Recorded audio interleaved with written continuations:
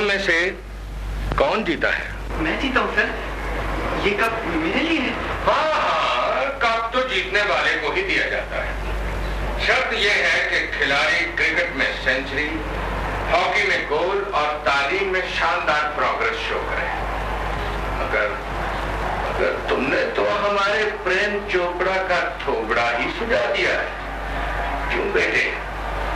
अब पता चला कि फिल्मी मार और असली मार में क्या फर्क है। हमारे माँ बाप अपनी जरूरतों का गला घोंट कर तुम्हारी किताबों के अखराजात, तुम्हारी फीसों के बोझ इसलिए उठाते हैं।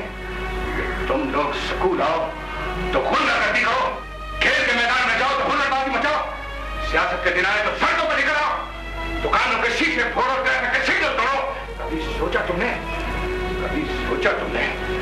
कि इस मुल्क की तकदीर क्या होगी, जिसकी किस्मत के मालिक कल तुम बनोगे? अब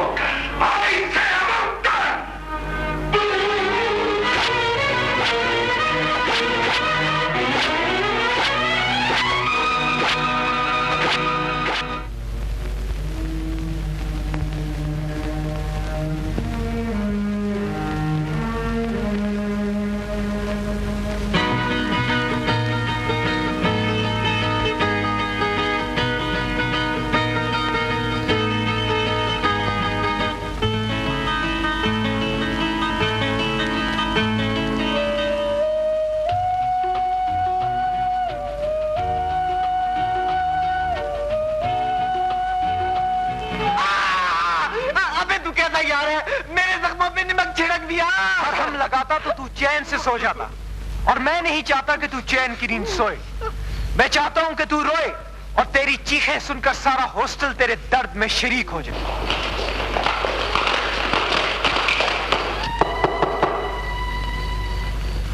हम चीख सुनकर आए हैं, क्या बहुत तकलीफ है?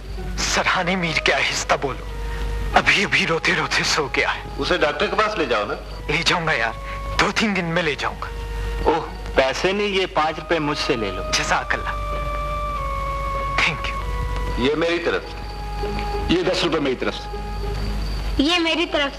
ये मेरी तरफ से। ये 1 रुपया मेरी तरफ से। आपका ये रुपया दुखी इंसानियत के काम आएगा। आंख खुले तो कह देना हम आए थे। आप जाएं, आपके जज्बात उन तक पहुंचा दी जाएंगे। Thank you very much.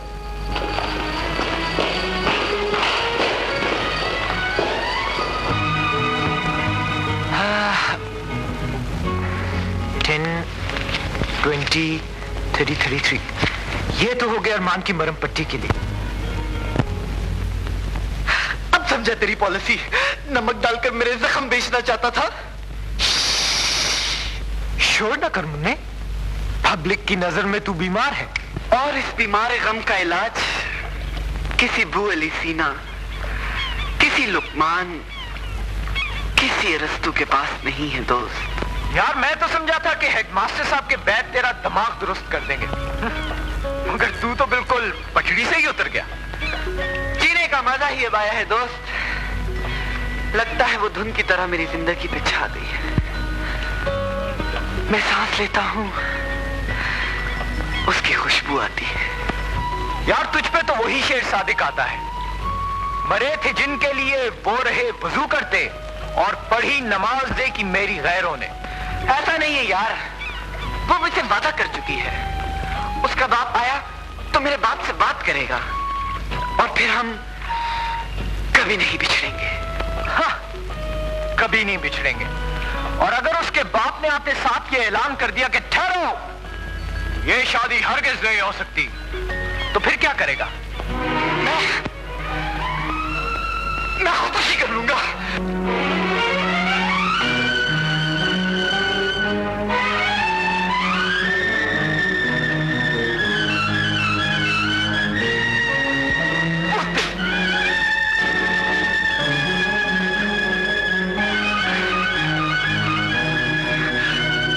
मैं उसके बगैर जिंदा नहीं रह सकता गुरु। अच्छा, तो फिर जा, उसका हाथ पकड़कर उसे खींच के मेरे पास ले आ। मैं तुम दोनों को प्रेम बंधन में बांध दूंगा। ये तो ठीक है, मगर मोहब्बत इंसान खुद करता है और रिश्ता मांगने रिश्तेदार जाते हैं। देखना यार, मैं खुद ही चला जाता, मगर मेरी पर्सनैलिटी ऐसी नहीं जिसका रोब मैं डालकर तेरा रिश्ता मांग सकूं। तू एक काम कर, क्या एक खत लिख, उसे खुदकुशी की धमकी दे और उसे लिख के वो अपने बाप का इंतजार किए बगैर तुझसे आके शादी कर ले। इस तरह तुझे उसकी मोहब्बत की गहराई का अंदाजा भी हो जाएगा। और हाँ, एक खत अपने बाप को लिखकर शादी की दावत दूं? जूते खाने हैं, पैसा मंगा, क्योंकि मोहब्बत तो एक नजर में हो ही जाती है, मगर शादी के लिए नजराना देना पड़ता है। ओके बाप।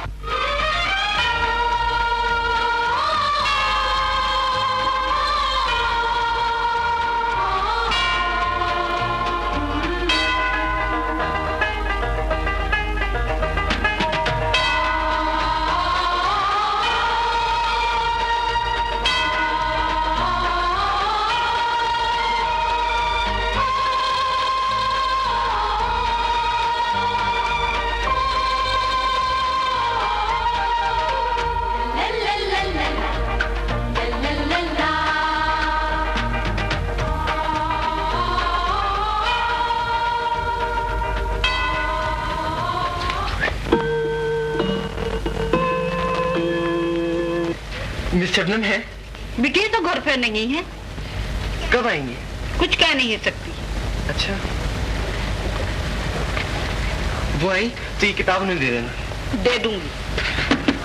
कहना अरमान ने दी है, बहुत अच्छी किताब है, इसे पहली फुर्सत में ही पढ़ ले। कह दूंगी। बड़ी भी भूलना नहीं। नहीं भूलूंगी बाबा। आप कुछ कहना है? कुछ नहीं।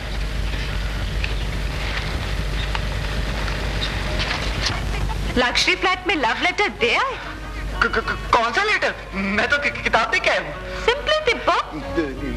यस। किताबें पढ़ते भी हो? हाँ, मैं तो किताबें ही पढ़ता हूँ। जरा इसे भी पढ़ लेना। पढ़ लूंगा। डफर।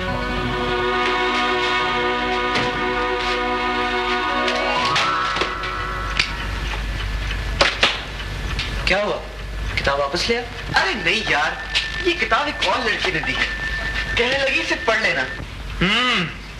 तो गुरु से छुपकर तुमने मोहब्बत के अकाउंट दो बैंकों में खोल लिए, ताकि अगर एक बैंक दिवालिया हो जाए तो कम से कम दूसरे से तो चेक कैश हो सके। अरे नहीं यार, ये रास्ते का पत्थर है, मेरी मंजिल नहीं। वो घर पे नहीं थी, किताब में खत रख के मैं उनकी नौकरानी को दे आया हूँ और ताकीद कर दी है कि वो आए तो कह देने से जरूर पढ़ लें। इसका मतलब तो ये है कि अगर तुमने लव लेटर पहुंचाने में किसी किताब का सहारा लिया है तो इस किताब में भी यकीनन एक खत मौजूद है, और वो भी लव लेटर। अभी देख लेते। पकड़ाना जरा भाई, हम गुरु ऐसे नहीं बने, इसके लिए बड़े पापड़ बेले। तो बेगम सारा लिखती हैं कि तुम्हें फ्लैट में आते जाते देखती हूँ, कभी डॉक्टर के पास गए? नहीं। इत्तेफाक हुआ है तो ये जानते हो गए कि डॉक्टर उम्र पूछ के खुराक तजवीज करता है। बच्चा 2 माह का हो तो दूध, 6 माह का हो तो पॉरिज फूड, उसके बाद बॉयल अंडा। बड़ा हो जाए तो जो चाहे खा सकता है। वैसे बद परहेजी करने से मैदा अपसेट, मैदे से दिमाग अपसेट और दिमाग से पूरी लाइफ अपसेट हो जाती है। वो लिखती हैं कि तुम्हारी उम्र के लिए क्या मुनासिब है और मैं तुम्हें क्या समझाना चाहती हूँ। मेरा ख्याल है इस खत से तुम सा डफर भी समझ गया होगा। तुम्हारी लैला।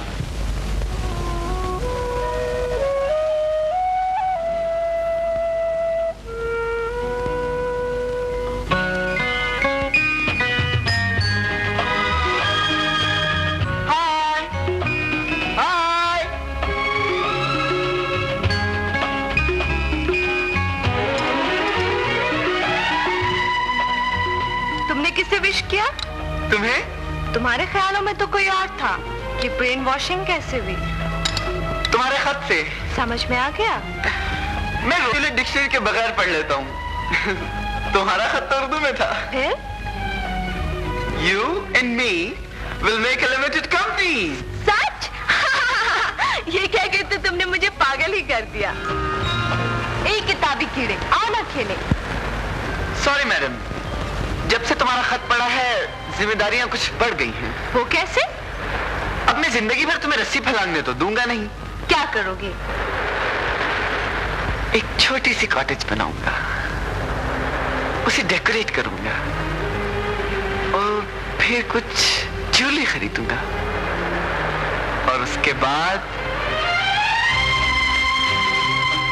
तुम्हें अपनी मिसेस बनाऊंगा। मगर इससे पहले मुझे भी तो कुछ बनना है। क्या बनोगे? तुम बताओ क्या बनूं? आओ मिलके सोचें।